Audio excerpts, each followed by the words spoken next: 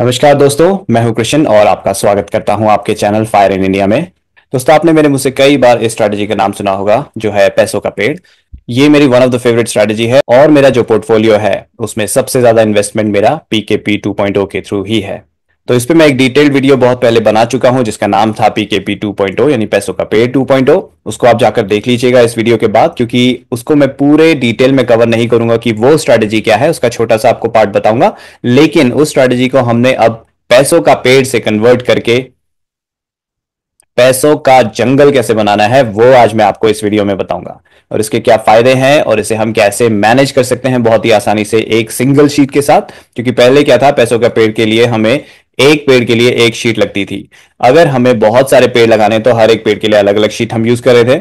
लेकिन अब मैंने जो आपके लिए बनाया है नया पैसों का जंगल, क्योंकि ये स्ट्रैटेजी इस तरह से है कि एक से पेट नहीं भरता, आपको कई सारे पेड़ लगाने का मन करता है, क्योंकि ये जो स्ट्रैटेजी है एक लॉन्ग टर्म इन्वेस्टमेंट है जिसमें हम रेगुलर प्रॉफिट बुकिंग करते हैं। तो अगर क्विकली बात करें कि पैसों का पेड़ आखिर है क्या, वैसे तो वीडियो पूरा आप जाकर देखेंगे तो आपको समझ में आ जाएगा उसके इन्स एंड आउट्स, लेकिन क्विकली यहां पे बता देता हूं क्योंकि पेड़ समझ में आएगा तभी जंगल समझ में आएगा। तो पैसों का पेड़ बेसिकली एक लॉन्ग टर्म इन्वेस्टमेंट की स्ट्रैटेजी है जिसमें हम कोई भी एक ईटीएफ हो या म्यूचुअल फंड हो या स्टॉक हो जो भी हमें पसंद है, उसमें हम एक पेड़ लगाते हैं और जब जब उसमें फ्रूट्स आते हैं यानी कि प्रॉफिट पार्ट आता है उन्हें हम तोड़ते रहते हैं। तो अगर उसे नटशेल में कहूं तो हम बाय करते हैं जब हमें वो चीपर मिल रहा होता है, जो भी हमने ईटीएफ या स्टॉक या म्यूचुअल फंड सेलेक्ट किया है अपने पेड़ के लिए, जब वो सस्ता हो जाता है तो हम उसे और बाय करते हैं, और जब वो अपने बुल रन में आता है तो हम उसे सेल करना शुरू करते हैं, यानी कि उसके पेड़ के फ्रूट्स तोड़ रहे होते हैं। इसीलिए इसका नाम है पैसों का पेड़। ये स्ट्रैटेजी हमें महेश सर जी ने अपनी बुक के द्वारा दी थी। इसमें मैं कई सारे वीडियोस बना चुका हूं, कई सालों से वीडियो बना रहा हूं और इसे मैं हर बार एनहांस करके आपके लिए लाता रहता हूं। तो आज का एनहांसमेंट भी आपको बहुत पसंद आएगा, मेरी उम्मीद है। तो आइए अब देखते हैं कि पैसों के जंगल की बैक टेस्टिंग में हमें रिजल्ट्स कैसे दिखाई दिए। तो मैं आपको स्टॉक्स में बैक टेस्टिंग दिखाऊंगा और ईटीएफ्स में बैक टेस्टिंग दिखाऊंगा। तो पहले शुरुआत करते हैं स्टॉक्स के साथ। तो दोस्तों, ये है पैसों का जंगल स्टॉक्स की बैक टेस्टिंग शीट, जिसको मैंने बैक टेस्ट किया था मार्च 2023 से लेके 30 सितंबर 2024 तक। तो इस शीट में क्या है, इस शीट में मैंने डाले हैं 15 स्टॉक्स जो कि आप यहां पे देख सकते हैं, उनके कोड्स और उनके नाम आ रहे हैं। तो इस स्ट्रेटजी में हम लॉन्ग टर्म इन्वेस्टमेंट करते हैं, तो ऐसे ही रैंडमली कोई भी स्टॉक नहीं ले सकते। वो स्टॉक सेलेक्ट करना बेहतर है जिसमें हम लॉन्ग टर्म के लिए कन्विक्शन के साथ बने रहें। इसमें ऐसा नहीं होता कि आज मैंने कुछ खरीदा, एक हफ्ते बाद मेरा टारगेट आया, मैं पूरा सेल करके निकल जाता हूं। नहीं, इसमें हम बाय करते हैं और उसके बाद जब प्रॉफिट्स आते हैं हम सिर्फ प्रॉफिट का पार्ट बेचते हैं, जो मैंने 2.0 वाले पूरे वीडियो में आपको समझाया है। तो प्रॉफिट का पार्ट, जैसे कि मैंने 10,000 इन्वेस्ट किए, उसके बाद वो 10% बढ़ गया, यानी कि उसकी वैल्यू बन गई 11,000। मेरे पॉकेट से 10,000 इन्वेस्ट हुए हैं, वैल्यू हो गई 11,000, यानी मेरे को 1,000 रुपीज का प्रॉफिट हो रहा है। तो वो जो 1,000 रुपीज के इक्विवेलेंट यूनिट्स होंगे वो मैं बेच दूंगा और 1,000 रुपीज विड्रॉ कर लूंगा अपने पेड़ से, यानी कि उसके बाद उसकी करंट वैल्यू फिर से 10,000 हो जाएगी। तो इस तरह से हम धीरे धीरे उसमें से जब भी प्रॉफिट पार्ट आता है वो विड्रॉ करते रहते हैं और हमारा पेड़ ग्रो होता रहता है, क्योंकि हम इसमें सिप भी करते रहते हैं और जब वो सस्ता होता है हम इसमें बाय इन डिप्स भी करते रहते हैं। तो उसके क्या क्राइटेरिया यूज किए हैं यहां पे देख लेते हैं। तो सबसे पहले जो हम पहले दिन स्टार्ट करते हैं बैक टेस्टिंग, उस दिन हम लमसम कुछ इन्वेस्ट करते हैं, वो हम यहां टॉप में मेंशन करते हैं। तो इस बैक टेस्टिंग में मैंने 10,000 लमसम इन्वेस्ट किए। उसके बाद हर महीने एक फिक्स तारीख को हम उसमें सिप करते हैं। तो इस बैक टेस्टिंग में मैंने first trading day of the month में सिप करी है, जो अमाउंट हम यहां मेंशन कर सकते हैं। तो इसकी बैक टेस्टिंग की शीट मैं आपको दूंगा, जैसे कि हमेशा देता हूं। तो उसमें आप अपने क्राइटेरिया यहां पे डिफाइन कर सकते हैं, जहां येलो है, ठीक है, स्टॉक का कोड यहां डालना है, सिप अमाउंट यहां पे डालना है, ठीक है, और आप चाहें तो अलग अलग सिप अमाउंट रख सकते हैं हर एक स्टॉक में। फिर हम डिफाइन करते हैं मिनिमम प्रॉफिट बुकिंग। तो जैसे मैंने एग्जांपल बताया आपको कि 10,000 इन्वेस्ट किए, जब वो 11,000 हो गया, यानी कि 1,000 का प्रॉफिट आ रहा है, तो मैं बुकिंग करूंगा उसमें। यानी कि 500 या 600 पे आया तो मैंने बुकिंग करी। तो जो भी मेरे को मिनिमम जहां पे जाके मुझे बुकिंग करनी है कि इतना अमाउंट मुझे विड्रॉ करना है, वो है minimum profit booking amount. Next है बिड इन्वेस्टमेंट। बिड का फुल फॉर्म है बाय इन डिप्स, मतलब कि आपने कोई स्टॉक खरीदा या ईटीएफ या म्यूचुअल फंड खरीदा और उसके बाद वो डिप हो गया, मतलब नीचे चला गया जहां से आपने खरीदा था, तो आप उसमें और इन्वेस्ट करते हैं क्योंकि अभी आपको वो और सस्ता मिल रहा है। तो कितना अमाउंट आप पहले बाय इन डिप में इन्वेस्ट करेंगे और वो बाय इन डिप कितने परसेंट पे होना चाहिए वो यहां डिफाइन होता है। तो अमाउंट हो गया 2,000, फर्स्ट बिड 20% पे, यानी कि जब वो स्टॉक 20% गिर जाएगा अपने एवरेज प्राइस से, तो हम पहला बिड करेंगे, यानी 2,000 इन्वेस्ट करेंगे। नेक्स्ट उसका डबल हो जाता है, जो भी हमने परसेंटेज यहां पे सेट की है उसका डबल, यानी कि 20% पे पहला था तो 40% पे नेक्स्ट हुआ है। और याद रखिए लॉन्ग टर्म इन्वेस्टमेंट है, इसमें हम जल्दी जल्दी नहीं करना चाहते, इसलिए मैंने ज्यादा गैप रखा है। स्टॉक्स में वोलेटिलिटी ज्यादा होती है इसलिए थोड़ा ज्यादा रखा है। आप अपनी बैक टेस्टिंग में कम ज्यादा कर सकते हैं, लेकिन इस वाले जो नंबर पे -20%, -40%, -60%, इस नंबर पे जो मुझे रिजल्ट मिले हैं वो अमेजिंग थे। और ऐसा नहीं कि -60-80% तक कोई गिरा, मैक्स 30-40% तक ही गिरे थे स्टॉक्स जो मैंने अपनी लिस्ट में यूज किए हैं इस पीरियड में। ठीक है, तो पहला बिड होगा 20% जब गिरेगा 2000, जब वो 40% गिरेगा यानी कि नेक्स्ट बिड उसका डबल हो जाएगा 2000 का 4000। अगर वो और ज्यादा गिरता है 60% तक तो बिड और बढ़ जाएगा 6000 हो जाएगा। ठीक है, तो जितना नंबर ऑफ बिड आ रहा है उतना ये मल्टीप्लाई हो जाता है जो भी अमाउंट आप यहां पे मेंशन करते हैं, यानी कि first bid 2000, second bid 4000, third bid 6000, fourth bid 8000, ऐसे बढ़ता रहेगा। अगर मैं अमाउंट यहां पे चेंज कर दूंगा तो ऑटोमेटिकली शीट उसको एडजस्ट करके जब जब बिड आएंगे उतना उतना अमाउंट इन्वेस्ट करती रहती है, वो मैंने डिजाइन किया है। इस बैक टेस्टिंग में हम मैक्सिमम 15 तक कर सकते हैं। ठीक है, तो 15 स्टॉक्स या फिर ईटीएफ्स या फिर म्यूचुअल फंड्स जो भी गूगल फाइनेंस में जिनका डेटा अवेलेबल हो, जिस पीरियड के लिए आप बैक टेस्ट करना चाहते हैं। ठीक है, कई सारे ईटीएफ्स अगर आप बैक टेस्ट करेंगे वो नए लिस्टेड हैं, उनका बैक टेस्टिंग में डेटा आपको नहीं मिलेगा, तो आपको ये भी मेक श्योर करना है कि जो आप बैक टेस्टिंग के लिए यूज कर रहे हैं उसका डेटा गूगल फाइनेंस में अवेलेबल होना चाहिए उस पीरियड के लिए, नहीं तो वो पार्शियली ही उसको ट्रैक कर पाएगा जहां से डेटा अवेलेबल होगा। ठीक है, तो ये सब क्राइटेरिया डालने के बाद शीट देखिए यहाँ पे P1, P2, P3 ऐसे P15 तक, यानी कि एक एक पेड़ की एक एक शीट बनी हुई है, वो यहाँ पे बैक टेस्टिंग में हर एक शीट में चेक किया जाता है। ओके, इस पर्टिकुलर स्टॉक में इस डेट से हम स्टार्ट कर रहे हैं, इस डेट तक हमें टेस्ट करना है, इस कंडीशन पे हमें सिप करनी है, इस कंडीशन पे हमें बाय एंड डिप करना है, इतने अमाउंट का करना है, सब कुछ यहाँ पे कोडेड है। ठीक है, ये ऑटोमेटिकली शीट सब कुछ जनरेट करती है और उसके बाद यही स्कैनर वाली शीट में हमें रिजल्ट मिल जाता है जो कि लेफ्ट हैंड साइड में इस टेबल में दिखता है। तो आइए रिजल्ट देख लेते हैं। बेस इन्वेस्टमेंट अमाउंट, तो जो भी अमाउंट हम इन्वेस्ट करते हैं, जैसे कि मैंने पहला 10,000 किया, 10,000 मेरा बेस इन्वेस्टमेंट हो गया। अब एक महीने बाद उसमें सिप आई, 2000 की सिप करी तो 12,000 मेरा बेस इन्वेस्टमेंट अमाउंट हो गया। उसके बाद आता है करंट मार्केट वैल्यू, तो जो भी डेट तक हमने बैक टेस्ट किया है उस दिन जो भी मार्केट प्राइस रहा होगा उसके हिसाब से हमारी जितनी यूनिट्स हम होल्ड कर रहे थे उसे मल्टीप्लाई कर लीजिए, holding units into the price, उससे हमें करंट मार्केट वैल्यू मिल जाता है जो कि यहां पे हमें दिख रहा है। नोशनल प्रॉफिट, अगर हमारा मार्केट वैल्यू हमारे बेस इन्वेस्टमेंट अमाउंट से नीचे है तो हम नोशनल प्रॉफिट नेगेटिव में होंगे, अगर वो ऊपर है तो प्लस में होंगे, तो यहां पे हमें दिख जाएगा। और ज्यादातर आपको नेगेटिव दिखेगा या आसपास दिखेगा जीरो के, क्योंकि जब जब प्रॉफिट बुकिंग आती है हम प्रॉफिट पार्ट निकाल लेते हैं, यानी कि वो वापस बेस अमाउंट के आसपास आ जाता है, इसलिए ये नोशनल प्रॉफिट आपको नेगेटिव या जीरो में ही मोस्टली दिखेगा। पॉजिटिव आते ही जैसे ही हमारा थ्रेशोल्ड पे पहुंचता है हम प्रॉफिट बुक कर लेते हैं। ओके, नोशनल प्रॉफिट परसेंट वो हमने निकाल लिया यहाँ पे। टोटल बुक प्रॉफिट, तो जो मैंने आपको बताया कि हम पेड़ में से फल तोड़ते रहते हैं, तो जितने फल हमने तोड़े, जितना प्रॉफिट हमने बुक किया उसका सम इस वाले स्टॉक के लिए इस रो में आ रहा है, सेल के लिए उसके नेक्स्ट रो में आ रहा है, तो हर एक स्टॉक के लिए यहाँ पे हर एक रो में हमें उसका टोटल बुक प्रॉफिट दिख रहा है। नेक्स्ट है appreciation percent on amount currently invested from pocket. तो करेंटली इन्वेस्टेड फ्रॉम पॉकेट कैसे निकलता है? सपोज आपने शुरू में 10,000 इन्वेस्ट किए, उसके बाद वो करंट वैल्यू उसकी 11,000 हो गए और आपने 1000 विड्रॉ कर लिए। क्योंकि आपने 10,000 इन्वेस्ट किए थे, 1000 विड्रॉ कर लिए, अब बचे आपके 9,000 करेंटली इन्वेस्टेड फ्रॉम पॉकेट। तो वही है अमाउंट जो आपका करेंटली उस स्क्रिप्ट में इन्वेस्टेड है, क्योंकि बाकी तो आपने विड्रॉ कर लिया, वो तो कैश फॉर्म में आपके पास वापस आ गया। ठीक है, तो इसी तरह से ट्रैक करते करते सारा जो लास्ट में एंड रिजल्ट आता है उसका यहाँ पे परसेंटेज, अभी मैं थोड़ी आगे आपको ये करेंटली इन्वेस्टेड फ्रॉम पॉकेट बताता हूं। XIRR परसेंटेज, इसे आप CAGR से कंपेयर कर सकते हैं। तो बेसिकली ये आपको क्या बताता है कि जब आपको इन्वेस्टमेंट पार्ट्स में करते हैं, आज कुछ इन्वेस्ट किया, कुछ दिनों बाद और इन्वेस्ट किया, कुछ दिनों बाद और इन्वेस्ट किया, और उसमें से फिर प्रॉफिट बुकिंग भी चल रही है बीच में, तो एक रेगुलर इंटरवल पे कुछ नहीं हो रहा है। कभी बिट जल्दी आएगी, कभी देर में आएगी, कभी ज्यादा अमाउंट की, कभी कम अमाउंट की, प्रॉफिट कभी ज्यादा बुक होगा, कभी कम बुक होगा। तो उसके हिसाब से हमारा ये जो XIRR है हर एक शीट में ट्रैक हो रहा है और यहाँ पे हमें परसेंटेज पता चल रही है। और XIRR हमेशा एनुअल होता है। ठीक है, तो 182% एनुअल XIRR है। और ये पीरियड हमने जो बैक टेस्ट किया वो है 18 मंथ्स का। ठीक है, 1.5 ईयर्स का। मैक्स इन्वेस्टेड फ्रॉम पॉकेट, तो हमारे पॉकेट से मैक्सिमम कितना इन्वेस्ट हुआ।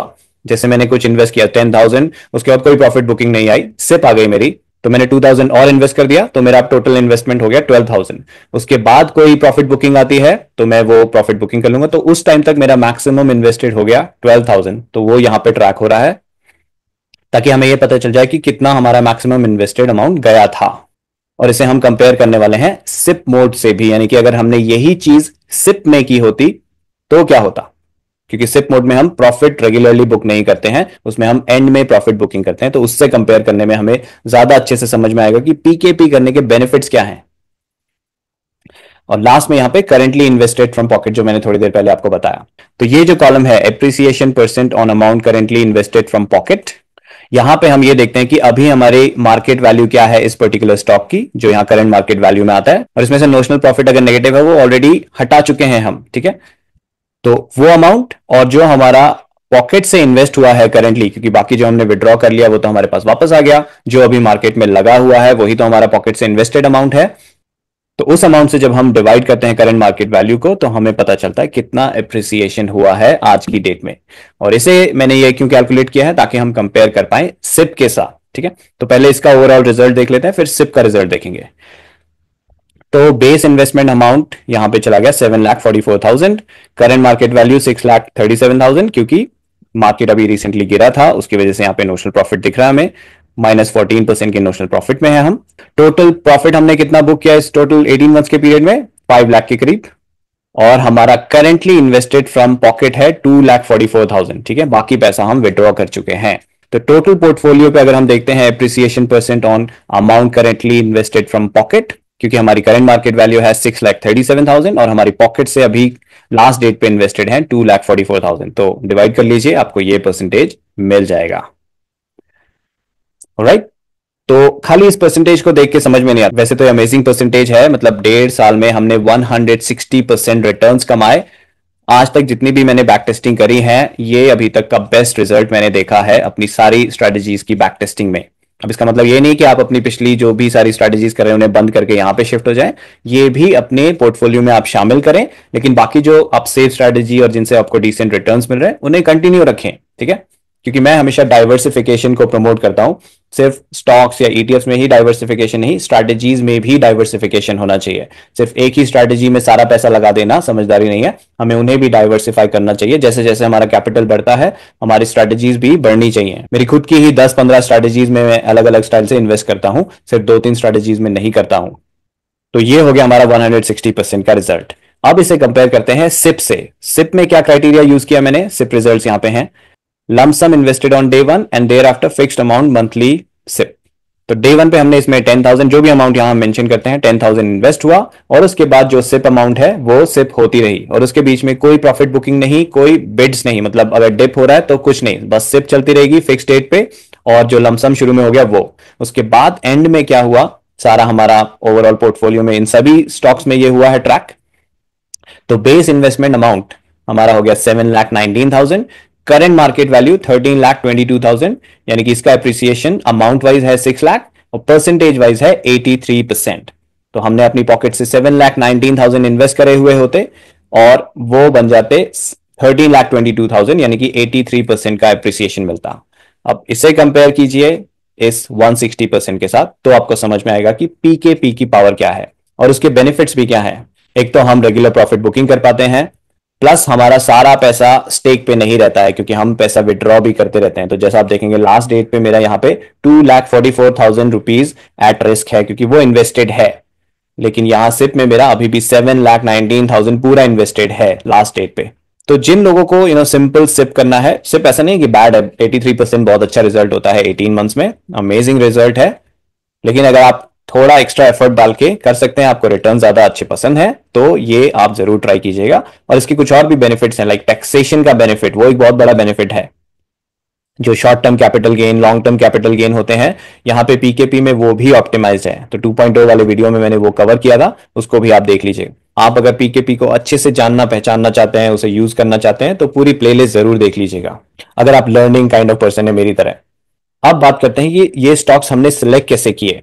रैंडमली कोई भी स्टॉक सेलेक्ट करके तो हम कर नहीं सकते। तो इन स्टॉक्स को सिलेक्ट करने के लिए मैंने अपने गुरुजी महेश चंद्र कौशिक जी द्वारा जो वो डेटा बैंक देते हैं उसका इस्तेमाल करके ये लिस्ट बनाई 15 स्टॉक की। तो पिछले वीडियो में मैंने जो लॉन्ग टर्म इन्वेस्टमेंट LTVI के बारे में बात किया था, उसमें मैंने बताया था कि हम कैसे डेटा बैंक को यूज करके स्टॉक्स को फिल्टर आउट कर सकते हैं। तो वही मैंने यहां पे यूज किया है, और अभी वाली लिस्ट है नहीं, मैंने ये किया जो उन्होंने फरवरी 2023 में जो हमें डेटा बैंक में दिया था, जो मैं आपको यहां पे दिखाता हूं, स्टॉक मार्केट डेटा बैंक 20 फरवरी 2023।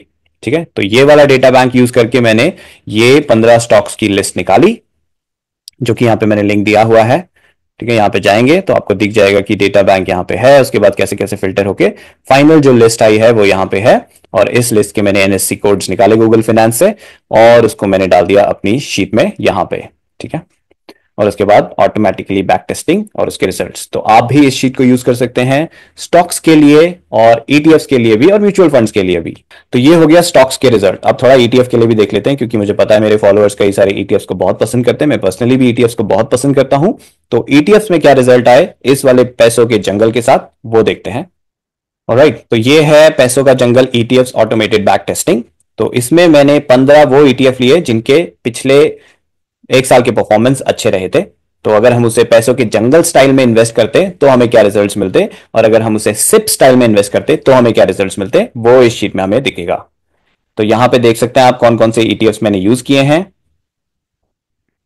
ओके, और क्राइटेरिया क्या क्या यूज किया है, SIP amount, minimum profit booking amount, bid amount, first bid यहाँ पे मैंने -10% पे रखी है, क्योंकि ईटीएफ बहुत वोलेटाइल नहीं होते। तो स्टॉक्स में मैंने -20% रखा था, यहाँ पे मैंने -10% के साथ बैक टेस्टिंग की है। आप अपनी बैक टेस्टिंग में इसे और भी क्राइटेरिया के साथ चेक कर सकते हैं, -5%, -2%, जो भी आपको पसंद है। तो इनके क्या रिजल्ट्स आए हैं, सीधा यहाँ पे समरी देख लेते हैं। तो base investment amount 7,06,000, current market value 7 lakh, notional profit -6,000। अब आपको यहां पे क्लियरली चीज दिखाई दे रही होगी कि हमने सेम पीरियड के लिए सेम अमाउंट के साथ बैक टेस्टिंग करी है। सेम पीरियड मतलब जो स्टॉक्स की बैक टेस्टिंग के लिए पीरियड यूज किया था 1 मार्च 2023 टू 30 सितंबर 2024। सबसे बड़ी चीज जो पहली नजर में आप देखेंगे वो है नोशनल प्रॉफिट। लेकिन नोशनल प्रॉफिट से कई लोगों को बहुत डर लगता है। जब मार्केट गिर रहा होता है तो ड्रॉ डाउन कहते हैं उसको, कि आपका पैसा इतने लेवल पे पहुंच गया था, उसके बाद जब गिरना शुरू हुआ तो कितने लेवल तक गिरा, क्या परसेंटेज गिरी, उसे ड्रॉ डाउन कहते हैं। तो यहां पे ड्रॉ डाउन काफी कम है, क्योंकि ईटीएफ्स उतने वोलेटाइल नहीं होते, इसलिए उनमें कंपैरेटिवली रिस्क कम होता है। अब शेयर मार्केट में 100% रिस्क फ्री कुछ भी नहीं है और 100% गारंटीड भी कुछ नहीं है। यानी कि मैंने आपको यहाँ पे इतने बड़े बड़े रिटर्न्स दिखाए, सब कुछ बैक टेस्टिंग से आया। देखिए, मैंने अपने आप से कुछ नहीं किया, लेकिन इसका मतलब ये नहीं कि फ्यूचर में भी जरूरी है ऐसे ही रिटर्न्स आए। हो सकता है इससे बेहतर भी आए, हो सकता है ऐसे ही आए, हो सकता है इससे कम भी आए। तो ये सब हमारे रिस्क लेने के ऊपर है, कौन कितना रिस्क ले सकता है, किसकी क्या रिस्क एपेटाइट है।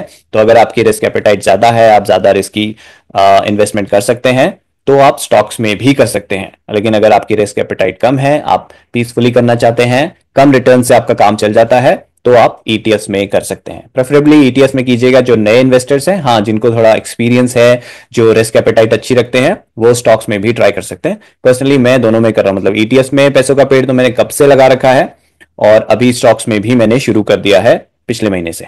ठीक है, तो रिजल्ट्स पे वापस आते हैं। यहाँ पे नोशनल प्रॉफिट 1% से भी कम का है, मतलब नोशनल लॉस। टोटल प्रॉफिट हमने यहाँ पे 3 लाख का बुक किया, और currently invested from pocket 4 lakh rupees है। यानी कि हमारा जो एप्रिसिएशन हो गया, जो हमारे पॉकेट से गया पैसा, और जो हमारे करंट मार्केट वैल्यू है पोर्टफोलियो की, 74% के एप्रिसिएशन पे हम बैठे हैं।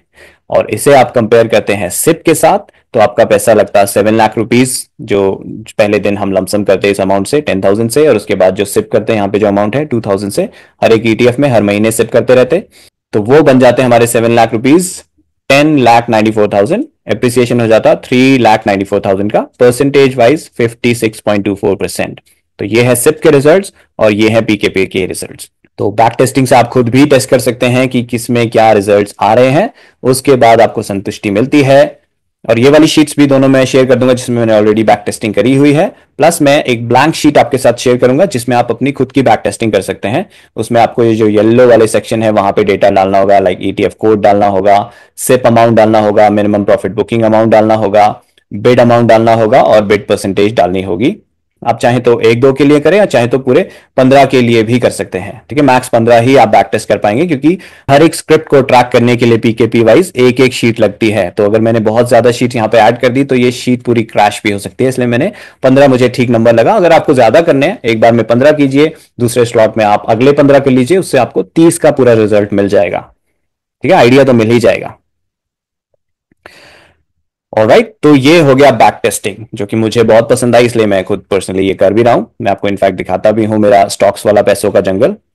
तो ये है मेरा स्टॉक्स का पैसों का जंगल, जो कि मैंने इसमें जो स्टॉक्स हैं वो मैंने जो महेश सर ने हमें डेटा बैंक दिया था पिछले महीने, उसमें से मैंने स्टॉक्स निकाले और उसमें हर एक में 10,000 लमसम इन्वेस्ट कर दिया, और उसमें सिप रखी है मैंने ₹2000 की, बिड रखा है ₹2000 का, और फर्स्ट बिड -15 अभी रखा है। मैं इसे अभी मैंने बैक टेस्टिंग जब पहले करी थी तब मैंने -15 करा था। शीट बनाते बनाते जब मैंने और बैक टेस्टिंग करी तो -20% ज्यादा बेहतर लगा, तो -15 -20% इस रेंज में मैं रखूंगा बिड परसेंटेजेस को। ठीक है, तो ये मेरा पैसों का जंगल स्टॉक्स वाला। पैसों का जंगल मेरा इंडेक्स जो ईटीएफ है उसमें, और ये मैं काफी समय पहले से कर रहा था, पैसों का पेड़ पेड़ कर रहा था। अब मैंने पूरा एक जंगल बना दिया है, ठीक है, उसमें यहाँ पे ऐड कर दिए हैं, और धीरे धीरे मैं और भी यहाँ पे ऐड करता रहूंगा। फिलहाल इसमें 3 है, शीट में मैंने 3 ऐड करे हैं। मेरे और भी जंगल और भी पेड़ हैं जो अलग अलग जगह पे हैं, तो उनके लिए मैं एक कंबाइंड शीट जल्दी ही अपने लिए बनाऊंगा। तो अभी फिलहाल मैंने 3 ऐड करे हैं जिनकी करंट पोजिशन ये है। तो आपको कैसे ये शीट यूज करनी है अपनी ट्रैकिंग के लिए, वो शीट मैं आपको दिखाता हूं अब। ओके, तो ये शीट का नाम है पैसों का जंगल, और ये 19 अक्टूबर यानी कल मैंने बनाई थी। इसमें आपको सबसे पहले मिलेगी स्ट्रैटेजी वाली शीट एज यूजुअल, जिसमें मैंने कुछ स्टेप्स लिस्ट कर दिए हैं कि कैसे कैसे आपको डेटा फिल करना है अलग अलग शीट्स में। ये अभी मैं वीडियो में पूरा कवर करने वाला हूं। तो समरी मैंने जो मेन समरी मैंने यहाँ पे डाल दी है, ताकि अगर आपको रेफर करना हो तो आप यहाँ से क्विकली रेफर कर सकते हैं। आज की वीडियो का लिंक आपको यहाँ मिल जाएगा, fire in India's video. Back testing sheet जो कि ब्लैंक बैक टेस्टिंग शीट है, जिसमें आप अपने खुद के कोड्स वगैरह डाल के ईटीएफ का, स्टॉक का, म्यूचुअल फंड का, जिसका भी डेटा गूगल फाइनेंस पे अवेलेबल है, उसकी बैक टेस्टिंग आप इस शीट से कर सकते हैं। ओरिजिनल शीट, तो ये जो शीट है इसका लिंक यहाँ पे है, क्योंकि अगर मैं फ्यूचर में इस शीट को अपडेट करता हूं इसी वर्जन को, तो उसे आप एक्सेस कर पाएंगे इस लिंक की मदद से, और उसकी कॉपी बना के आप अपना डेटा ट्रांसफर कर सकते हैं। एलटीवीआई का वीडियो जो मैंने पहले बनाया था उसका लिंक मैंने आपको यहाँ पे दे दिया है, और उसकी शीट भी यहाँ पे दे दी है। और लास्ट में आपको मिलेगा वो वीडियो का लिंक जिसमें आप मेरी सारी स्ट्रैटेजीज पे मैंने एक कंबाइंड शीट बनाई है, और उसमें से कैसे आप अपने लिए और स्ट्रैटेजीज और शीट सेलेक्ट कर सकते हैं, उस पर पूरा डिटेल वीडियो है, वो यहां मिल जाएगा आपको। नेक्स्ट आपको मिलेगा पीकेजे, पैसों का जंगल। तो शुरुआत करनी है आपको पीकेजे शीट से ही डेटा एंट्री की। ठीक है, इसमें क्या करना है आपका, go to the PKJ sheet, copy the URL of that page from browser's URL bar, paste the URL in the O1 yellow cell. तो पीकेजे शीट में आपको ये सब करना है। यहां चलते हैं, ठीक है, तो कॉपी करना है। जैसे आप पीकेजे शीट में आएंगे, सबसे ऊपर टॉप में जो यूआरएल आता है उसको आपको कॉपी करना है।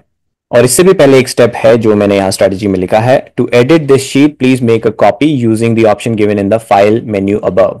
ठीक है, तो फाइल मेन्यू में जाके मेक अ कॉपी करेंगे, क्योंकि जैसे ही आप लिंक खोलेंगे, शीट परचेज के लिए अवेलेबल है, इसका लिंक आपको डिस्क्रिप्शन में मिलेगा जहां से आप इसे परचेज कर सकते हैं। परचेज करने के बाद आपको ये मेरी वाली शीट मिलेगी। इसको आप डायरेक्टली एडिट नहीं कर सकते, क्योंकि एक ही शीट को हजारों लोग एडिट करेंगे तो सबका डेटा एक ही शीट में तो आ नहीं सकता ऑब्वियसली। तो हर किसी को अपनी अपनी एक कॉपी जरूरत है, ताकि वो अपनी पर्सनल कॉपी बना सके। तो उसको बनाने के लिए जैसे ही आप मेरी शीट को एक्सेस करेंगे, आपको फाइल में जाना है और मेक अ कॉपी करना है। यहां पे आपको शीट का नाम लिखने के लिए मिलेगा, ठीक है, और बाय डिफॉल्ट ये गूगल ड्राइव में सेव होती है। मैं रेकमेंड करूंगा वहीं रखिए, क्योंकि क्लाउड पे ही रहनी चाहिए, अपने कंप्यूटर या किसी लोकल जगह पे सेव मत कीजिएगा, नहीं तो सिंकिंग में बहुत इश्यू आता है। उसके बाद जब आप मेक अ कॉपी पे क्लिक करेंगे तो इसकी कॉपी बन जाएगी, और उसे आप एडिट कर सकते हैं। तो उस वाले यूआरएल को बुकमार्क कर लीजिएगा, क्योंकि वही आपकी शीट होगी जिसे आप एडिट करेंगे। ठीक है, तो ये करने के बाद उसके बाद आपको ये फॉलो करना है कि पीकेजे शीट में जाइए और शीट का यूआरएल ऊपर से कॉपी कीजिए। यूआरएल मतलब जो एड्रेस होता है, वेब एड्रेस, उसको यूआरएल कहते हैं, वो आपके ब्राउजर के टॉप में आपको दिखेगा, उसे कॉपी कीजिए। और यहाँ पे O1 में जो ये येलो में है, तो जहां भी डेटा एंट्री करनी होती है मेरी शीट में, मैं उसे येलो में मार्क कर देता हूँ। या तो उसका हेडर येलो में होता है या वो सेल खुद येलो में होता है। उससे आपको आसानी हो जाती है पहचानने में कि ओके यहाँ एडिट कर सकता हूँ, बाकी जो येलो में नहीं है वहां एडिट नहीं करना है, वहां फॉर्मूलाज हैं, उनको आप छेड़ेंगे तो आपकी शीट डिस्टर्ब हो जाएगी। यहां पे आपको अपने शीट का यूआरएल यानी कि वेबसाइट लिंक पेस्ट कर देना है। इस यूआरएल को पेस्ट करने से क्या होगा, यहां पे इनके लिंक्स जनरेट हो जाते हैं। तो जैसे जैसे आप स्टॉक्स या ईटीएफ्स ऐड करेंगे शीट में, उनकी समरी बन के यहाँ पे ऑटोमेटिकली आ जाती है। ठीक है, और क्योंकि जैसे जैसे आप बिड्स करेंगे, सिप्स करेंगे, प्रॉफिट बुकिंग करेंगे, उनकी एंट्रीज यहाँ पे करेंगे, तो ये शीट लंबी लंबी और लंबी होती जाएगी। तो बार बार स्क्रॉल ना करना पड़े, उसके लिए मैंने एक इनोवेटिव सोल्यूशन निकाला, वो मैं आपको अपनी शीट में दिखाता हूँ। ठीक है, तो मैंने अपनी शीट में ऑलरेडी एंट्रीज कर दी हैं जो लमसम मैंने इन्वेस्ट किया है। अब सपोज मुझे डीबी कॉर्प पे जाना है, तो अब मैं डीबी कॉर्प यहाँ पे ढूंढूं और उसको जाके वहां पे उसकी लास्ट एंट्री पे जाऊं और नेक्स्ट एंट्री करूं, उसकी जरूरत नहीं है। डीबी कॉर्प यहाँ पे मुझे दिख रहा है, यहाँ पे क्लिक करूंगा तो ऑटोमेटिकली वो डीबी कॉर्प की लास्ट एंट्री पे चला जाएगा, फर्स्ट एंट्री पे नहीं, लास्ट एंट्री पे। क्योंकि जब आपको नेक्स्ट एंट्री करनी है वो तो लास्ट के बाद ही करनी है, तो लास्ट एंट्री पे जाता है। वहां पे आपको एक ब्लैंक रो इंसर्ट करनी है, तो राइट क्लिक कीजिए यहाँ रो नंबर पे, इंसर्ट वन रो अबव। अब देखिए ब्लैंक रो आ गई, और यहाँ पे आप अपनी नेक्स्ट एंट्री कर सकते हैं। उसके बाद आपको नेक्स्ट स्टेप क्या करना है, go to the PKJ sheet and add the stock ETF data under yellow headers from A5 onwards. Do not enter anything under non yellow headers as they have formulas. हमेशा मैं आपको याद दिलाता रहता हूँ कि नॉन येलो के नीचे कभी एंट्री नहीं करनी है। मेरी किसी भी शीट में येलो के नीचे ही एंट्री होती है, ठीक है। तो पीकेजे शीट में हम A5 में एंट्री करना शुरू करेंगे। तो यहाँ पीकेजे में जाइए। अब देखिए यहाँ पे कैनरा बैंक की मैंने डमी एंट्री कर रखी है। तो यहाँ पे सबसे पहले आएगा स्टॉक या ETF का कोड, और इस कोड के आगे आपको एक्सचेंज का प्रीफिक्स लगाना जरूरी है। और ये प्रीफिक्स NSE के लिए है तो NSE होता है। अगर आप BSE के कोई स्टॉक्स यूज कर रहे हैं तो उसका BOM होता है। वो गूगल फाइनेंस आपको मिल जाएगा, वहां पे आप जाके कोई भी स्टॉक सर्च करेंगे तो उसका कोड वहां से आपको मिल जाएगा जो आपको यहां लगाना है। इस शीट को आप इंटरनेशनल ETFs स्टॉक्स के लिए भी यूज कर सकते हैं। अगर आप इंटरनेशनली ट्रेड करते हैं, आपको सिर्फ कोड श्योर करना है कि वो सही एक्सचेंज कोड के साथ यहां पे लगा हो, ठीक है। तो पहले हो गया आपका स्टॉक या ETF कोड यहाँ पे येलो के नीचे, फिर बाय और सेल डेट। तो अगर आप बाय कर रहे हैं तो बाय की डेट, कितने प्राइस पे आपने ये पर्टिकुलर दिन बाय किया, कितने यूनिट्स बाय किए, वो एंटर करना है। बिड नंबर, क्योंकि ये बिड नहीं है, ये सिंपल लमसम हम कर रहे हैं, तो यहाँ बिड नंबर डालने की जरूरत नहीं है, ब्लैंक रखना है। शीट ऑटोमेटिकली कैलकुलेट कर लेगी कि आपका नेक्स्ट बिड नंबर क्या है, क्योंकि आपने अभी तक कोई बिड नहीं किया तो नेक्स्ट बिड आपका पहला बिड होगा, ठीक है। यहाँ पे नेक्स्ट बिड नंबर आ जाता है। इसका सिग्निफिकेंस है शीट में, क्योंकि इसकी ट्रैकिंग के द्वारा ही शीट को पता चलता है कि नेक्स्ट बिड का अमाउंट क्या होगा, किस परसेंटेज पे नेक्स्ट बिड होगा, वो सब, ठीक है। वो भी आप डिफाइन करते हैं, मैं अभी आपको दिखाऊंगा कहां पे। इन्वेस्टेड अमाउंट ऑटोमेटिकली कैलकुलेट हो जाएगा। ये येलो में नहीं है, व्हाइट में है, ठीक है, क्योंकि फॉर्मूला लगा हुआ है यहाँ पे कैलकुलेट करने के लिए। मैं आपको ये वाली शीट में दिखाता हूँ यूनिट सोल्ड की कैसे एंट्री हुई है। आपको मैं वो वाली शीट की एंट्री दिखाता हूँ जहां मैं काफी समय से ही कर रहा हूँ। तो निफ्टी बीज में मैं कर रहा हूँ। निफ्टी बीज में मैंने NSE का प्रीफिक्स नहीं लगाया, क्योंकि ये सिर्फ एक ही एक्सचेंज पे लिस्टेड है। फ्यूचर में किसी और एक्सचेंज पे लिस्ट हो जाता है, गलत प्राइसेस आने लग जाते हैं, तो मैं लगा दूंगा, लेकिन प्रेफरेबली आप जरूर लगाइए, क्योंकि मेरे को गूगल शीट की थोड़ी ज्यादा नॉलेज है, मैं कंट्रोल कर सकता हूं, मैं समझ सकता हूं किस वजह से क्या एरर आ रहा है। लेकिन आप लोगों को कंफ्यूजन ना हो, आप NSE कोड लगा के रखिएगा, ठीक है। तो यहां पे हमने डाल दिया कोड, उसकी डेट, जिस दिन मैंने बाय किया, जिस प्राइस पे बाय किया, जितनी क्वांटिटी बाय की, ठीक है। और यहाँ पे शीट ने कैलकुलेट कर लिया कि इतना इन्वेस्टेड अमाउंट। फिर मैंने इसके बाद इसमें और सिप करी होगी यहाँ पे 24 जून 2021 को, इस प्राइस पे इतने यूनिट्स, इसने कैलकुलेट कर लिया कि इतना मैंने अमाउंट इन्वेस्ट किया है। उसके बाद आ गई प्रॉफिट बुकिंग 22 जून को। तो हर एक एंट्री, चाहे वो लमसम हो, चाहे बिड हो, चाहे प्रॉफिट बुकिंग हो, वो अपनी एक रो में होगी, और सारे एंट्रीज एक साथ करने, मतलब निफ्टी बीज की एंट्रीज चलती रहेंगी। आप न्यू रो इंसर्ट करके एंट्रीज करते रहेंगे। जैसे कि मुझे लास्ट में जाना है निफ्टी बीज में रो एंटर करने के लिए, उसके लिए मैं यहाँ निफ्टी बीज पे क्लिक करूंगा, पहले हवर करूंगा और इस पे क्लिक करूंगा, तो मुझे निफ्टी बीज की लास्ट वाली एंट्री पे ऑटोमेटिकली लेकर चला जाएगा।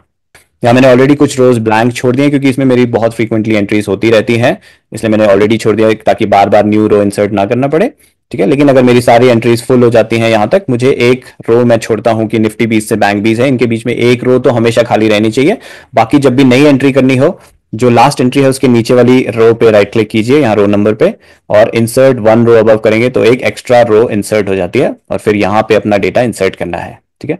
और टॉप में जाने के लिए वापस शीट के यहाँ मैंने दिया है click here to go to the top of the sheet. इस पे हवर कीजिए और यहाँ क्लिक कीजिए, ये आपको टॉप में ले जाएगा। क्योंकि अगर आप लास्ट वाली एंट्री पे कर रहे हैं, जैसे कि BFSI मेरा लास्ट में है, ठीक है। अब यहाँ से 176 रो पे हूँ, टॉप में जाने के लिए मैं स्क्रॉल स्क्रॉल स्क्रॉल करूंगा, मेरा बहुत टाइम वेस्ट होगा, क्योंकि फ्रीक्वेंटली हम इसे करेंगे। तो मैंने वो इजी बनाने के लिए यहाँ पे ये बटन दे दिया है, सिंपली यहाँ क्लिक कीजिए, टॉप में पहुंच जाएंगे, क्योंकि ये जो समरी है राइट हैंड साइड में, ये टॉप में ही आती है।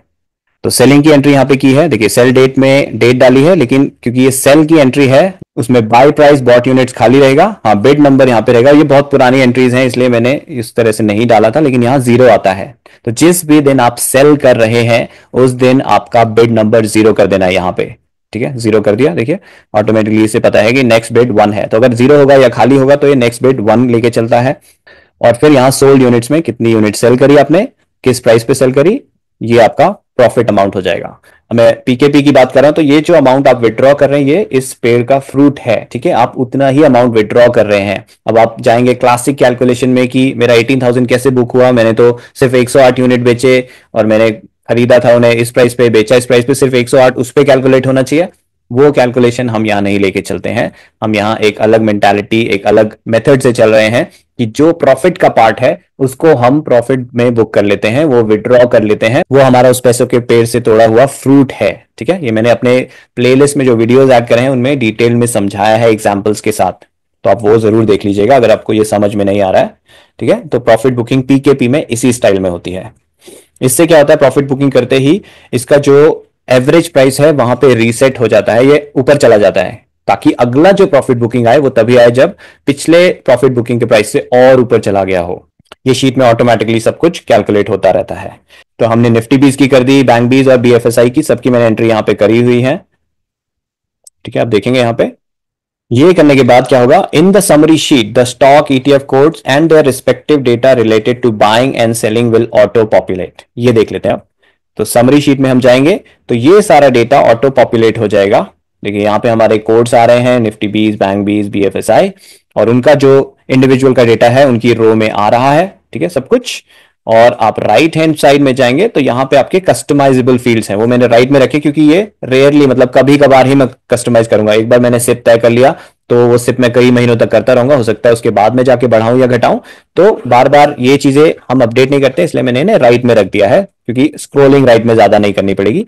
मेनली हमें सब कुछ लेफ्ट में दिखता रहेगा। ठीक है, तो आपको क्या करना है यहाँ पे, तो निफ्टी बीस का सिप अमाउंट कितना है, देखिए ये येलो में है, तो यहाँ पे सिप अमाउंट आपको डाल देना है। इससे क्या होगा, जो भी आप सिप अमाउंट डालेंगे उस दिन के मार्केट प्राइस के हिसाब से आपको बताएगा कि आपको कितने यूनिट्स खरीदने हैं, सिप सजेस्टेड क्वांटिटी। ठीक है, ताकि आपको अलग से कैलकुलेट ना करना पड़े कहीं कैलकुलेटर खोल के या कहीं और, यहीं पे आपको बता देगा कि 19 के करीब आपको यूनिट्स खरीदने हैं, तो आपका 5000 इन्वेस्ट हो जाएगा। सिप डेट यहां पे आप डिफाइन कर सकते हैं, ये भी येलो में है। जो भी सिप आपका रिसेंटली सबसे जल्दी आने वाला होगा वो ऑटोमेटिकली ब्लू कलर में आ जाएगा, प्लस यहां टॉप में भी आ जाएगा नेक्स्ट सिप डेट।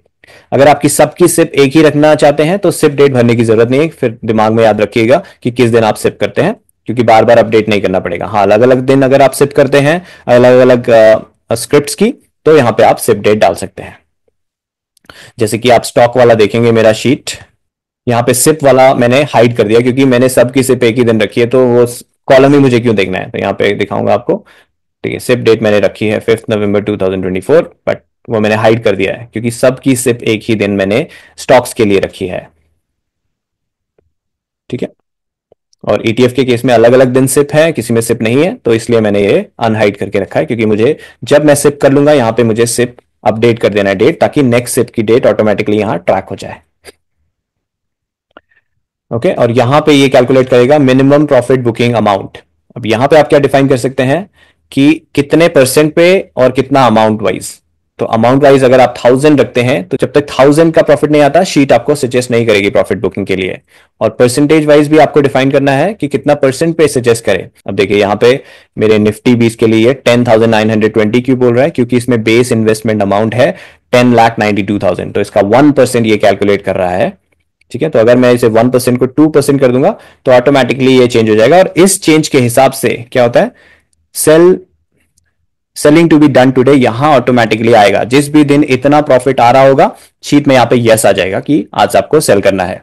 ये आप जीटीटी से भी कर सकते हैं, मतलब अगर आप पहले से एडवांस में ऑर्डर लगा के रखना चाहते हैं कि ओके जिस भी दिन ये सेलिंग के लिए एलिजिबल हो बेच देना, तो उसके कैलकुलेशन के लिए मैंने आपको यहां पे दिया है सेल टारगेट प्राइस।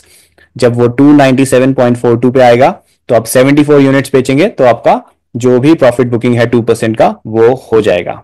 अगर आप जीटीटी के द्वारा करना चाहते हैं, अगर आप मैनुअली करना चाहते हैं शीट को दिन में जब भी आपको खोलना है खोलिए, शीट दिखा देगी आपको किसमें सेल एलिजिबल है, किसमें बिड एलिजिबल है।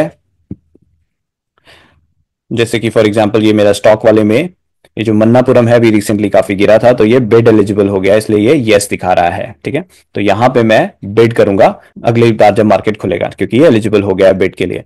इसको भी हम ऑटोमेट कर सकते हैं जीटीटी के द्वारा, वो मैंने यहां पे दिया है। नेक्स्ट बिड इन्वेस्टमेंट अमाउंट आपको यहां दिख जाएगा, नेक्स्ट बिड परचेस प्राइस यहां दिख जाएगा, और नेक्स्ट बिड परचेस क्वांटिटी। तो अगर आपको इसको ऑटोमेट करके रखना है एडवांस में सबको, तो सबका आ रहा है, इनके जीटीटीज बना देंगे आप। फॉर एग्जांपल कैनरा बैंक का जीटीटी बनाएंगे 89 रुपीज 90 पैसा पे और 23 क्वांटिटी, तो जिस भी दिन ये प्राइस आएगा ऑटोमेटिकली 23 क्वांटिटी आपके अकाउंट में बाय कर लेगा जीटीटी ऑर्डर, और 2000 आपके इन्वेस्ट हो जाएंगे। उसके बाद जैसे ही वो इन्वेस्ट होता है पीकेजे शीट में जाइए और उसकी एंट्री कर दीजिए, और उसमें बिड नंबर मेंशन कर देना, क्योंकि bid number 1 done, automatically sheet track करेगा कि अब आपको नेक्स्ट बिड नंबर 2 करना है। जैसे डीबी कॉर्प में मेरा बिड आया था 10 अक्टूबर को मैंने स्टार्ट किया था, 15 अक्टूबर को ये 5% से ज्यादा गिर गया था, उस वक्त मैंने क्राइटेरिया 5% रखा था, तो 5% से ज्यादा गिर गया था, तो इसमें बिड आ गया था, मैंने बिड करा और यहाँ पे रिकॉर्ड कर लिया कि बिड नंबर 1 हो गया। अब देखिए ऑटोमेटिकली नेक्स्ट बिड नंबर 2 पे आ गया, क्योंकि मैंने बिड 1 कर रखा है। तो वो यहाँ पे समरी में ट्रैक होता है कि नेक्स्ट बिड क्या है। देखिए डीबी कॉर्प यहाँ पे है हमारा, डीबी कॉर्प नेक्स्ट बिड इसमें है नंबर 2, इसलिए 4000 इन्वेस्ट करने होंगे जब भी 241.74 का प्राइस आएगा इसमें, और मैं 17 क्वांटिटीज बाय कर लूंगा। तो मैं चाहूँ तो ऐसे जीटीटी ऑर्डर से करूँ, चाहे तो मैनुअली करूँ। अगर मैनुअली करूंगा तो शीट मुझे दिखाएगी कि किस किस में यस आ रहा है, उसमें बिड कर लूँ, या फिर जीटीटी ऑर्डर एडवांस में लगा लूँ और जिस दिन एग्जीक्यूट होता है उस दिन यहाँ पे आके एंट्री कर दूँ। ऑलराइट, और उसके बाद यहाँ पे आप बिड मल्टीप्लायर अमाउंट डिफाइन कर सकते हैं। तो मल्टीप्लायर अमाउंट मतलब होगा पहले बिड में इतना, सेकंड बिड में इसका डबल, थर्ड बिड में इसका ट्रिपल, फोर्थ बिड में इसका 4 टाइम्स, तो उस हिसाब से होता है। और बिड परसेंटेज, पहले बिड -15 में है तो उसके नेक्स्ट बिड उसका डबल होगा, उसका नेक्स्ट बिड उसका ट्रिपल होगा, तो ये भी उस तरह से नेगेटिव में चेंज होता रहता है। और इसके द्वारा शीट ट्रैक करती है कि आपका कौन सा बिड का लेवल किस प्राइस पे आएगा, और अगर ऑलरेडी आ गया है तो bid to be done today में यस आ जाएगा, नहीं तो वो ब्लैंक रहेगा। और लास्ट में आपको मिलेगी मंथली परफॉर्मेंस की शीट। यहाँ ये ब्लैंक है, लेकिन जो हमारी बैक टेस्टिंग शीट है उसमें आपको दिखाता हूं। तो ये है परफॉर्मेंस वाली शीट। यहाँ पे ऑटोमेटिकली हर एक शीट से, बैक टेस्टिंग में हर एक शीट से ट्रैक कर रहा है कि कौन सी स्टॉक में कितना किस दिन प्रॉफिट बुकिंग हुआ। ठीक है, यहाँ पे टोटल समरी आ गई क्रोनोलॉजिकल ऑर्डर में कि ओके इस तारीख को इतना प्रॉफिट बुकिंग हुआ, और इसी को हमने एक टेबल में, ताकि हम इसे मंथ वाइज देख सकें, यहाँ पे आ गया है। तो आप देखेंगे कि हर मंथ में प्रॉफिट बुकिंग इसमें हुई है, चाहे आप स्टॉक का देख लें चाहे आप ईटीएफ का देख लें, ऑलमोस्ट हर मंथ में प्रॉफिट बुकिंग हुई है। तो इन शीट्स के लिंक आपको मिल जाएंगे, जो मेन शीट होगी उसी में मैं डाल दूंगा इन शीट्स के लिंक। ओके, तो मंथली प्रॉफिट बुकिंग जो हमारी ट्रैकिंग वाली शीट में वो इस तरह से दिखाई देगी। तो किस दिन किस स्टॉक में हमने कितना प्रॉफिट बुक किया, और मंथली समरी यहाँ पे ऐड होके आ जाएगी, पूरा एक टेबल बन के ऑटोमेटिकली आ जाएगा। और लास्ट में चेंज लॉग शीट, जहां पे मैं अगर शीट में कोई अपडेट करता हूं तो मेरी ओरिजिनल शीट में अपडेट कर देता हूं कि इस तारीख को मैंने ये अपडेट किया है, ताकि अगर कोई नया अपडेट आया है आप ओरिजिनल शीट में जाके देख सकें और उस शीट की कॉपी कर सकते हैं और फिर अपना डेटा ट्रांसफर कर सकते हैं। और शीट मैंने डिजाइन भी इस तरह से करी है कि डेटा ट्रांसफर करना काफी आसान हो। अगर आप ऑलरेडी पीकेपी 2.0 की शीट यूज कर रहे हैं और उसमें से डेटा ट्रांसफर करना है यहाँ पे, तो वो मैं स्टेप्स आपको दिखाता हूँ कैसे करना है। ओके, तो ये मेरे वाइफ के पीकेपीज हैं जो वो करेंटली यूज कर रही है। 1 2 3 4 पीकेपीज है उसके पास, तो इसको मैं कन्वर्ट करके दिखाता हूँ, डेटा ट्रांसफर करके दिखाता हूँ। तो सबसे पहले जब आप शीट खरीदेंगे तो आपको ये शीट मिलेगी, उसको फाइल मेक अ कॉपी, उसके बाद मैं यहाँ पे शीट का नाम चेंज कर लेता हूँ और मेक अ कॉपी करता हूँ, इससे नई शीट बन जाएगी। ओके, तो ये हो गई ममता पैसों का जंगल। उसके बाद नेक्स्ट स्टेप क्या करना होता है, पीकेजे शीट में जाके ये यूआरएल O1 में कॉपी करना होता है। कौन सा यूआरएल, तो पहले पीकेजे में जाना है, ऊपर जो यूआरएल आ रहा है उस पर्टिकुलर पेज का उसे कॉपी करना है और यहाँ पे पेस्ट कर देना है। इसके बाद जो एंट्री है आपकी वाली शीट में ब्लैंक मैं ऑलरेडी कर दूंगा, ठीक है, इस तरह से ब्लैंक होंगी। अब जाना है आपको अपनी शीट में, और सपोज फार्मा बीज की है, तो पहले आप ये कोड मत कॉपी कीजिएगा, पहले कॉपी कीजिएगा ये वाला data, buy sell date, buy price, bought units और बिड नंबर, सिर्फ यहां तक और लास्ट रो तक। ठीक है, ये मैंने कीबोर्ड पे कैसे किया, सबसे पहले पहला सेल हाईलाइट किया, शिफ्ट दबाया कीबोर्ड पे, right arrow right arrow right arrow, ये बिड नंबर तक हो गया। उसके बाद शिफ्ट दबा रखा, कंट्रोल भी दबाया और डाउन एरो, इससे क्या होता है लास्ट एंट्री तक ये हाईलाइट हो गया। इसे कॉपी किया, कंट्रोल सी, नई वाली शीट में जाके यहां पे बाय सेल डेट के नीचे राइट क्लिक, पे स्पेशल वैल्यूज ओनली। ठीक है, ये सारा डेटा यहां पे आ गया।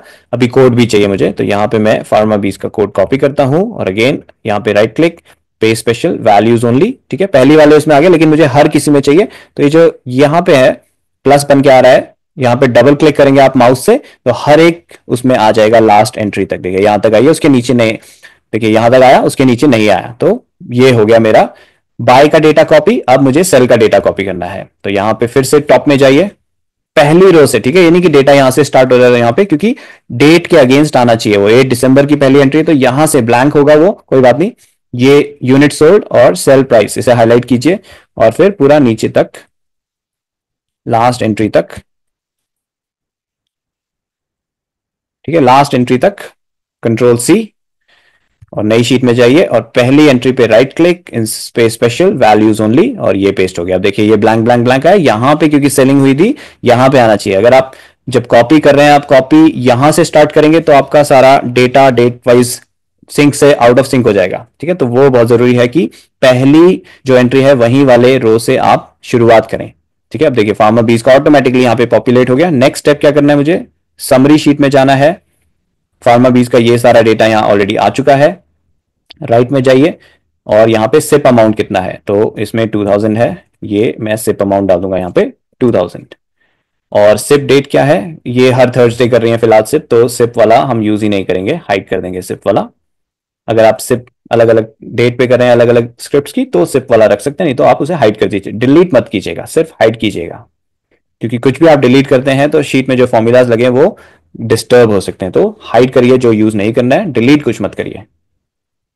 नेक्स्ट बिड मल्टीप्लायर अमाउंट, यहाँ शीट में 5000 है, तो इसको हम यहाँ पे डाल देंगे 5000, और फर्स्ट बिड एट -2%, तो वो ठीक है, ऑलरेडी डला हुआ है। ओके, तो ये फार्मर बीज का हो गया। नेक्स्ट हम करते हैं बैंक बीज का। अगेन यहां से बाय डेट से स्टार्ट कीजिए और बिड नंबर वाले तक हाईलाइट कीजिए और सबसे लास्ट रो तक हाईलाइट कीजिए, कॉपी। एंड यहां पे आके आपको फिर से पीकेजे शीट में जाना है, और मैं लास्ट एंट्री पे जाना चाहता हूं फार्मर बीज की, क्योंकि उसके नीचे मुझे एंट्री करनी है। तो फार्मर बीज पे हवर करके इस पे क्लिक कीजिए, लास्ट एंट्री पे आप पहुंच जाएंगे। उसके बाद कुछ रोज ब्लैंक छोड़ दीजिए, ठीक है, और अपनी एंट्री यहां, तो डेट वाले उसके नीचे, तो डेट वाले सेल में यहाँ राइट क्लिक, पे स्पेशल वैल्यूज ओनली, सारा ये कॉपी हो गया। उसके बाद मुझे कोड चाहिए बैंक बीज, इसको किया मैंने यहाँ पे पेस्ट, और फिर ये डबल क्लिक कर दिया और सारा नीचे तक पेस्ट हो गया। फिर सोल डेटा, तो टॉप में जाऊंगा यहाँ पे पहली रो से, जो ब्लैक के नीचे वाली रो है, ये दोनों कॉलम हाईलाइट किए और यहाँ नीचे तक मैं इसे लास्ट एंट्री तक, जो भी लास्ट नॉन ब्लैंक एंट्री है वहां तक कॉपी करिए। और फिर जो बैंक बीस की पहली एंट्री है वहां पे राइट क्लिक, पे स्पेशल वैल्यूज ओनली, ठीक है, इससे सारा डेटा यहाँ पे आ गया। और हम समरी शीट में जाएंगे तो अब देखिए बैंक बीस भी आ गया। और वो जो मैंने आपको दिखाया ना link to last entry in PKJ, वो मैंने यहाँ पे भी दिया है, क्योंकि मोस्टली आप समरी शीट में ही देखेंगे कि किस में बिड आया है, किस में सेल आया है, इसके हिसाब से फिर आप पीकेजे में एंट्री करते हैं। तो यहां से ही आप डायरेक्टली जंप कर सकते हैं। जैसे बैंक बीस में देखिए यहाँ पे बिड दिखा रहा है, तो बैंक बीस में जाइए और इस पे क्लिक कीजिए, बैंक बीस की लास्ट एंट्री पीकेजे शीट में ऑटोमेटिकली आ जाएगी। इसके लिए आपको ये जरूर याद रखना है, जो मैंने पहला स्टेप बताया है, यहाँ पे यूआरएल पेस्ट करना है, क्योंकि इसी यूआरएल से वो इन सब के लिंक्स ऑटोमेटिकली क्रिएट करता है। अगर आप ये यूआरएल पेस्ट करना भूल जाएंगे तो लिंक्स क्रिएट नहीं होंगे। और फिर यहाँ पे आइए समरी शीट में, और बैंक बीस की सिप कितनी है हमारी, 3000 की है, यहाँ पे वो डाल देते हैं। और हमारा बिड मल्टीप्लायर है इसमें 5000, तो वो डाल देते हैं। और सेम -2% से स्टार्ट होता है, और -4%, 6% वो सब आ जाएगा यहाँ पे। ओके, तो ये हो गई हमारी दो एंट्रीज। उसी तरह मैं बाकी एंट्रीज भी यहाँ पे कर दूंगा। तो अपनी शीट में आपको इस तरह से एंट्रीज करनी है। अब देखिए पहले बिड यहाँ पे यस आ रहा था, क्योंकि एक्चुअली बिड अमाउंट खाली था और परसेंटेज भी खाली था, इसलिए गलत कैलकुलेट कर रहा था। अभी यहाँ पे बिड अमाउंट जैसे ही मैंने डाला, बिड परसेंटेज जैसे ही मैंने डाला, तब वो सही से ट्रैक कर रहा है। तो जब सारा डेटा आप उस पर्टिकुलर ईटीएफ का या स्टॉक का डालेंगे, उसके बाद ट्रैकिंग सही से होगी, कोई भी डेटा मिस मत कीजिएगा। इसीलिए मैंने स्ट्रैटेजी वाली शीट में ये सारे स्टेप्स दे दिए हैं कि क्या क्या डेटा आपको डालना है। एक चीज जो मैं आपको क्विकली बताना चाहता हूं, पीकेजे शीट में यहां पे मैंने एक और चीज दी है, हाईलाइट प्रॉफिट अबव। अगर आप सिर्फ देखना चाहते हैं कि किस वाली स्क्रिप्ट में कितना प्रॉफिट है, तो आप यहां पे अमाउंट डिफाइन कर सकते हैं कि मुझे इतने प्रॉफिट से ऊपर जो है वो दिखाओ। अभी इसमें तो कुछ नहीं आ रहा है, लेकिन मैं अपनी शीट में अगर आपको दिखाऊं, ठीक है, तो ये मेरी स्टॉक्स वाले पैसों का जंगल है। इसमें मैं देखना चाहता हूं, पीकेजे में जाऊंगा मैं, और इसमें मैं देखना चाहता हूं कि कौन कौन से स्टॉक्स 500 से ऊपर है। तो मैंने यहाँ 500 डाला हुआ है, देखिए ये तीन स्टॉक्स 500 से ऊपर है, ये हाईलाइट हो गए। और मैं परसेंटेज वाइज भी चेक कर सकता हूँ, 8% से ऊपर कौन है, तो 8% डाला यहाँ पे, सिर्फ एक ही 8% से ऊपर है, तो ये दिखा दिया। ओके दोस्तों, तो काफी लंबा वीडियो हो गया, तो जो अभी तक टिके हुए हैं उनको बहुत बहुत धन्यवाद, क्योंकि मुझे पता है आप मेरे रियल फॉलोअर्स हैं, आपको नॉलेज लेना पसंद है। तो इस शीट का लिंक आपको डिस्क्रिप्शन में मिल जाएगा, जो परचेज कर सकते हैं आप वहां से। और उसके बाद जो मैंने स्टेप्स बताए हैं कि कैसे कैसे आपको कॉपी बनाना है और फिर अपनी शीट यूज करनी है, वो सारा वीडियो में मैंने एक्सप्लेन कर दिया है। तो थैंक यू दोस्तों, उम्मीद करता हूं आप भी अपने पैसों का जंगल जल्दी ही लगाएंगे और अपने लॉन्ग टर्म पोर्टफोलियो को एक नई शाइन, एक नई जान देंगे। नमस्कार दोस्तों, जल्दी मिलूंगा आपसे अगले वीडियो में।